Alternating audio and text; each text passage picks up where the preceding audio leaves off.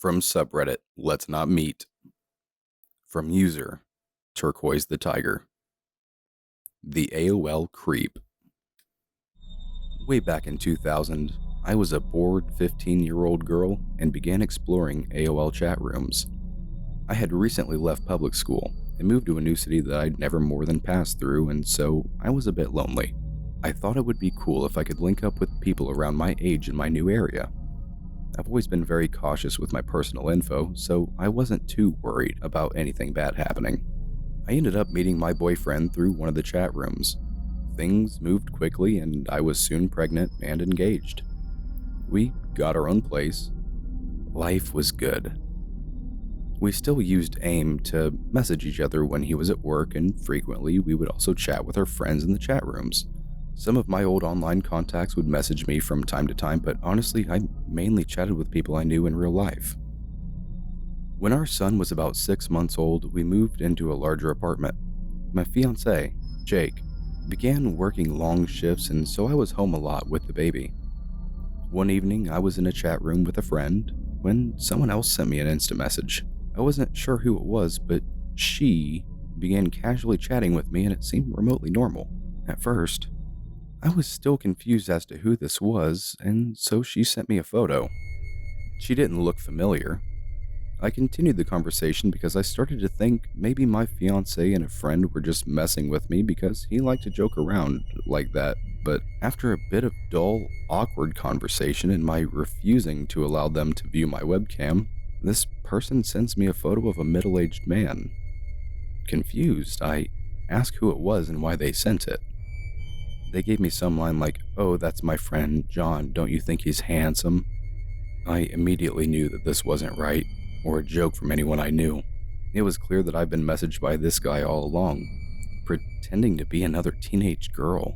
I initially cut off contact, but after a couple days of thought, I was just creeped out and actually called and canceled my AOL service. A week or so after this, my brother-in-law, Mark, and his wife, Lynn, moved in with us. It was an early evening on a Friday, and Mark, Lynn, and I were getting some food and drinks before Jake got home. I was in the kitchen, and Mark was just a few feet away in the living room with Lynn. We were chatting and laughing when the phone rang. I answered the line in the kitchen.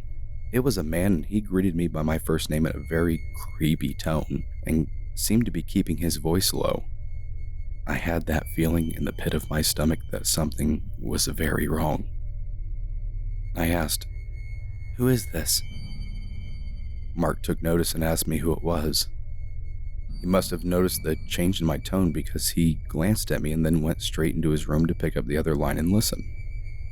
The man on the phone must have heard Mark because he then said to me, "Well, I see you have company," in a pretty disgruntled tone, and then he quickly hung up.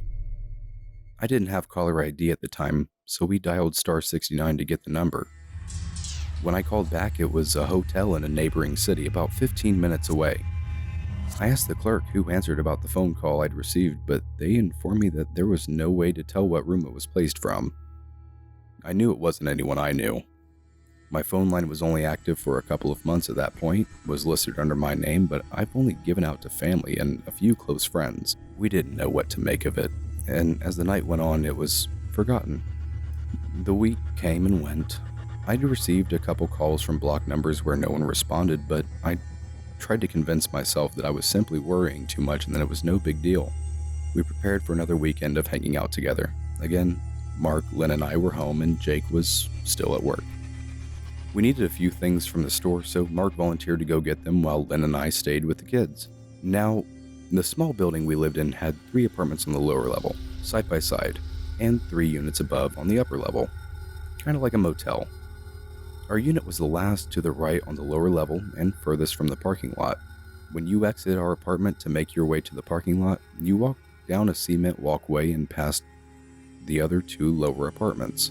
When you get to the end of the building, there's an area between the deck staircase to the upper level and the building, where a couple bicycles were stored. This is the only residential property in that area, and the surrounding businesses or office were closed at this time of the evening. Mark exited the apartment, but came running back just a few moments later. He asked me if I was expecting more company. When I told him no, he told me this. When he had began walking past the other apartments into the lot, a man dressed in dark clothing with a hood on had snuck out of the bicycle area and began walking towards our apartment with his head down. Once he noticed Mark coming straight towards him, he turned and ran. Mark chased him into the lot, but the guy took off and into the darkness, and he lost him. We all just sat nervously for a few minutes because we were all thinking the same thing, that it was the man who called me and the man that was the girl from the chat room. I just have no clue how he would have found out my number unless maybe I'd given it to someone previously, thinking that they were someone else, but really it was him. I don't know how advanced people's hacking skills were back then and if they could have found out my info through AOL service, but I definitely regretted chatting away my boredom. After this, we moved to a different town and I never listed a landline number in my name again, and definitely never went back to those old chat rooms. So, yeah. Whoever you were, let's not meet. From subreddit Let's Not Meet and user Little Baggie of Pot. Thank God my mom didn't let that doctor take pictures of me. I was 4 years old when this happened and only remember parts of it, so I had my mom tell me the full story now that I'm older. When I was younger, we would stay at my aunt's house when the family visited my mom's hometown, and they had a lab, and we had only ever had a hypoallergenic dog.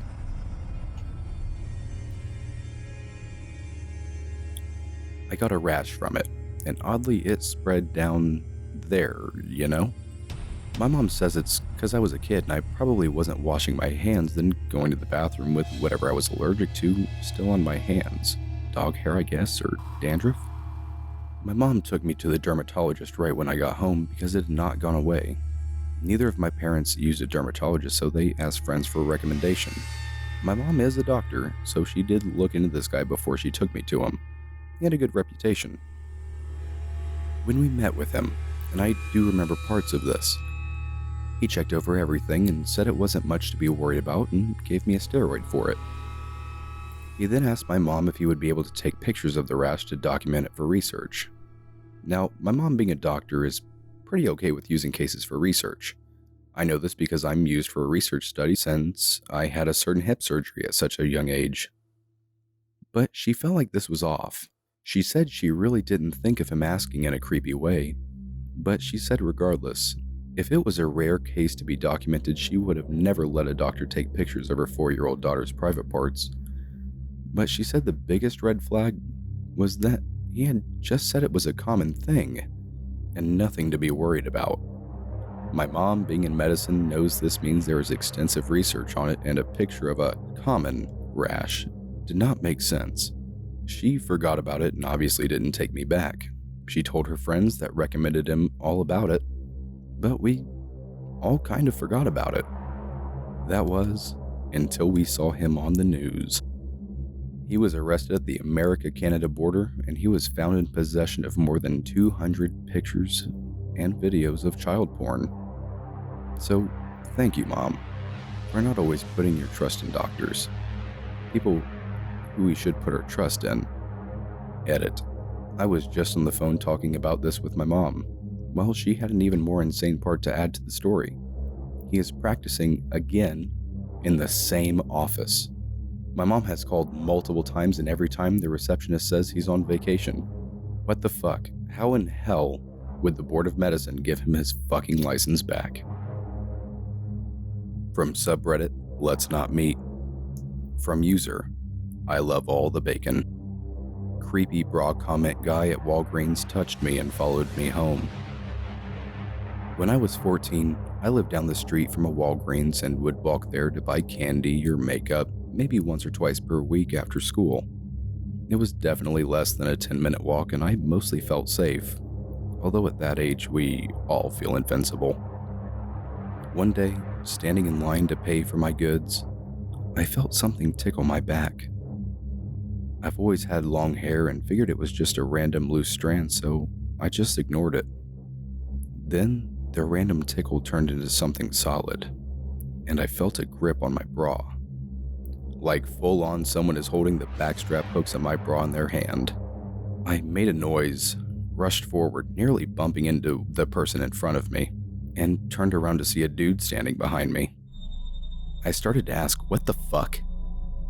But he cut me off and said, "Someone is supposed to teach you how to use those things." I was super confused, so naturally I said, "Huh?" "Your bra. Don't you have someone teach you how to put those things on?" I reached back and felt that my bra was above the back of my shirt, and apparently the hooks weren't fully aligned. It was a 3-hook bra, and I guess I had only hooked 2 of them off center. Or something, but I was still confused. "Okay," I said, super creeped out at this point. "Well, you're walking around like a dog in heat. At least fix your bra or let me do it for you." Okie doke. I faced forward and ignored him, paid for my candy and lip gloss, and then left. Halfway to my house, a car pulled up beside me, and lo and behold, it's him. "Hop in, I'll give you a ride," he called out through the passenger window. "I'm good, thanks. I'm almost home," I said back while speeding up my pace. "No, come on. It's okay," he called back, and at this point he sort of pulled up and angled his car so that he was nearly on the sidewalk. No thanks," I yelled back at him before running to either side of the street. I kept my walking pace, but I was freaking out. I heard his engine rev behind me, turned to see his car coming towards me, on the wrong side of the road, I might add, and I just ran until I reached my house. Probably not smart, but I ran inside and locked the doors, and was screaming for my older brother that some creeper was outside trying to get me in their car. My brother ran out and the dude took off, thankfully, and I didn't walk to Walgreens again. So yeah, creepy dude who grabbed onto my actual bra and then tried to get me in your car. Let's not meet. Like, ever. Also, person standing behind creeper dude, you suck for not helping a 14-year-old girl getting her bra pulled on by an old-ass dude. This happened to me back in 2007. I was 9 years old and my brother was 14. My mom had sent us out of the house with about $30 to go to a movie and maybe get a bite to eat afterwards. After watching the movie, it was getting pretty dark and I was ready to go home, but my brother wanted to go get something to eat first, and we agreed to walk to McDonald's, which was only a couple blocks from the movie theater. On our way there, we were stopped and approached by a man. He had a friendly smile plastered on his face, and he was holding his child's hand. There didn't seem to be anything off about this man. He was average looking, and seemed to be nothing more than a father having a day out with his son. "Hey, do you think you two could give my son and I a hand real quick?" he asked. "We need help unloading a mattress onto the back of our truck. The truck is just up the road." "Sorry, but we don't really have time," my brother said. It was at this time I noticed the little boy. He was about 8 years old, and he looked abnormally thin. He had a blank expression on his face, and wore clothes that were much too big for him. I turned my attention back to the man, who was now mumbling to my brother about how it would only take a second. My brother kindly declined again. Being the helpful kid that I was, I joined in with the man and tried to persuade my brother that we should help him out. I turned to my brother, who was now staring down at the little boy. My brother had a disturbed expression on his face as he looked down at the child. The child stared back at my brother blankly. I didn't understand why my brother had that look on his face, but he grabbed my hand and said, "I think that's my mom over there." He pulled me, and we began walking away from the man. I didn't understand what was going on, and why my brother had just lied about our mom being there. He didn't let go of my hand and practically dragged me until we were a far distance away from the man and his son. I looked back and could still see the man holding his son's hand, only now he wasn't smiling anymore. He had a look of fury on his face, and he yanked the little boy by the arm and they walked away. I pulled away from my brother's grasp and bombarded him with questions. He shushed me and pulled his cell phone out of his pocket. He dialed in a number and began pacing around nervously while talking on the phone. I remember the police showing up, and my mom came soon after. She took me home, but my brother was left with the police. I asked my mother what was going on, and she said that the police were just questioning my brother because the man we encountered was dangerous. That's all she told me, and I went to bed. By the next morning, I had almost completely forgotten about the incident, and things went back to normal. It wasn't until a few days ago that these memories flooded back into my mind. I decided to call my now 22-year-old brother to get some answers. When I brought the ordeal back up to him, he finally gave me the information I wanted to know. And now that I know everything, I understand how fucking terrifying our encounter with the man truly was. My brother told me while the man was constantly trying to convince us to come home with him, he happened to look at the little boy. The little boy then looked at my brother with his eyes filled with terror and mouthed the words, "I'm not his son. Please help me." Then his expression went back to being completely blank, almost as if he had never said anything at all. This is why he had become so freaked out and snatched me away. When he called the police, they hurried down, and he described the man as best as he could. They couldn't do much with the little information my brother had given, because we hadn't even seen the car the man supposedly had. My brother told me a few weeks into the investigation, they had found the little boy who was with the man, dead. His body had been cruelly dumped in the woods. The cause of death was malnutrition and dehydration. If my brother and I had gone with the sicko, we likely would have met the same fate. He obviously couldn't have kidnapped both of us on his own, as my brother was a fairly strong fellow. That meant he had other pedophile partners who would help him snatch up unsuspecting kids. Unfortunately, they were never able to catch any of the sick fucks who did this to the child. But the man was definitely not his father. His real parents had already been searching for their missing son for almost a month. The pedophile, or pedophiles, had managed to kidnap the poor kid and used him as their puppet to try and kidnap other children. Every time I think about the boy, I feel a deep pity for him. He was only a year younger than I was at the time, and I can only imagine how terrible it must be to slowly starve to death. And to the disgusting bastard who starves and murders children, you better hope we never meet. From subreddit Letsnotmeet. From user Aria Sage XX. 10 years a stalker. It was the fall of 2007, and I was 15 living in New York. I was a competitive athlete in high school, the type who got up before school for workouts and trained for long hours after. With recruiting season a year away, I was under tremendous pressure to perform in my sport, as well as in the classroom. I was struggling to keep up in calculus at the time, so my mom suggested I get a tutor. She made an appointment with a teacher friend of hers who really knew his stuff. I'd been going to him regularly, probably 3 times a week for a month, before I met Alex. Alex had the tutoring session after mine, and we'd cross paths every week. It had never been more than a glance and a smile, and I was incredibly shy and terrified of boys. He was tall and blonde with piercing blue eyes, so naturally I thought he was cute. One day, my tutor had to change his schedule and decided to book us together, as we were learning the same topics in calculus. I was shocked and delighted when Alex started chatting with me afterwards and asked for my phone number. I had never had a boy pay attention to me in that way, and I was flattered that someone that cute wanted my number. Eventually, Alex and I began dating. Alex went to Catholic school in another town, but because he lived in the same town as I did, he took the bus every morning from my school to his. This gave us most mornings together, and he was able to meet my friends. I was a little taken aback when they didn't take to like him like I did. They mentioned him seeming weird, and I got super defensive, but I let it go. I realized that I'd been spending less time with them than I normally did and assumed they were jealous that I had a boyfriend. As time went on, things got more serious.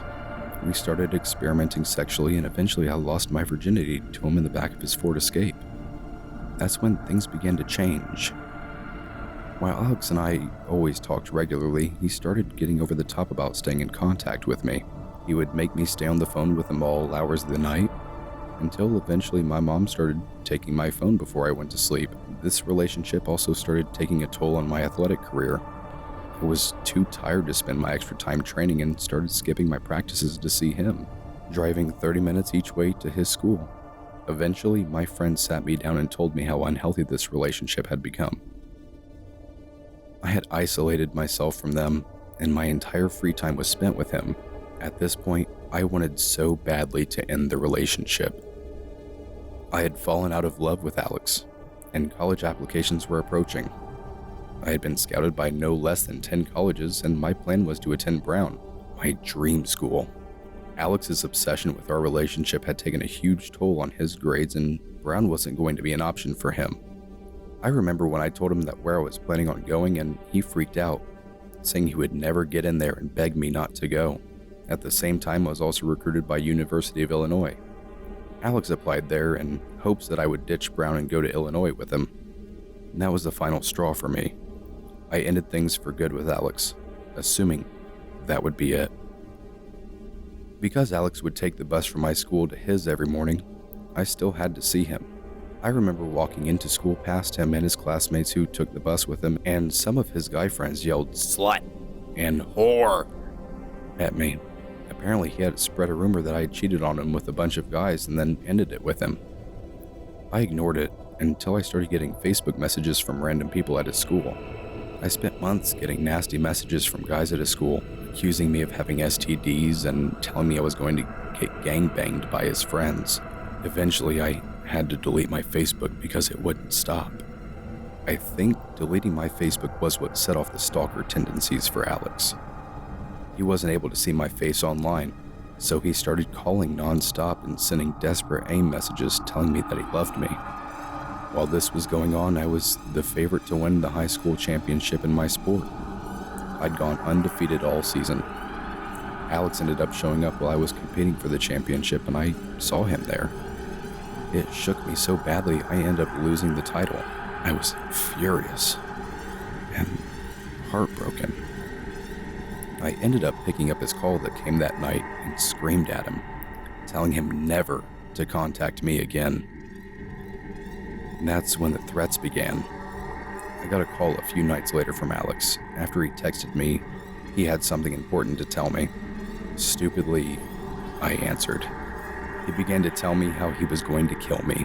He was going to show up at my house when my parents were at work with rope and a knife and make me suffer like I'd done to him.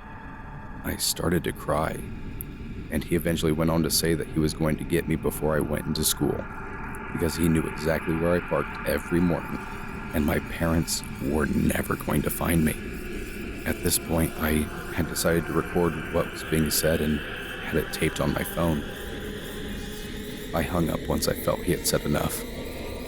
The next morning, I went into school extra early, much earlier than I figured he'd be there, and showed my advisor the recording, who then called my mom. I remember feeling a deep-rooted shame as my mom listened to the recording, like I had done something to bring this on myself. My advisor was so alarmed by the recording, he advised me to go to the police. This day still feels surreal to me. My mom and I sat in the police station all day, explaining the story of my relationship with Alex and how it got to this point. The police then drove to his high school and arrested him while he was in class. The topper on the day, though, was when I went out to bring my food back to the police station for my mom and I pulled into the station at the same time as the car holding Alex did. I saw him in cuffs, and he indeed looked like he wanted to kill me. Post-arrest, I got a restraining order against Alex, and he was sent to a mental institution for a short time. He ended up breaking the restraining order on more than one occasion. I contacted the police, but they didn't think it was cause to do anything.